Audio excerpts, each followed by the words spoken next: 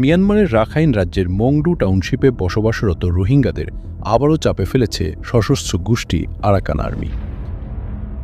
বিভিন্ন গ্রামে বসবাসকারী রোহিঙ্গাদের নিজ নিজ সম্পত্তির সীমানা বেষ্টনী আগামী 10 এপ্রিলের মধ্যে সরিয়ে নিতে নির্দেশ দেওয়া হয়েছে।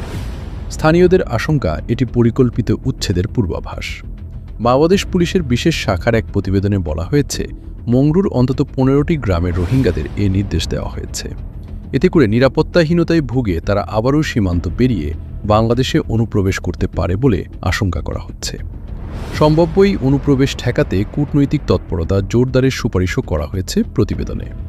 শরণার্থী ত্রাণ ও প্রত্যাবাসন কমিশনারের কার্যালয় এবং স্থানীয় সূত্রে জানা গেছে, সাম্প্রতিক দিনগুলোতে নতুন করে রোহিঙ্গা অনুপ্রবেশের প্রবণতা বেড়েছে। গত 12 দিনে 1000-এর বেশি রোহিঙ্গা বাংলাদেশে প্রবেশ করেছে এবং তারা কক্সবাজারের বিভিন্ন শিবিরে থাকা স্বজনদের আশ্রয় নিচ্ছে। রাখাইনে চলমান সংঘাত ও সহিংসতার প্রেক্ষাপটে গত 1.5 বছরে নতুন করে 1.5 লাখের বেশি রোহিঙ্গা বাংলাদেশে আশ্রয় নিয়েছে। এর আগে থেকেই দেশে প্রায় 11 লাখ রোহিঙ্গা অবস্থান করছিল।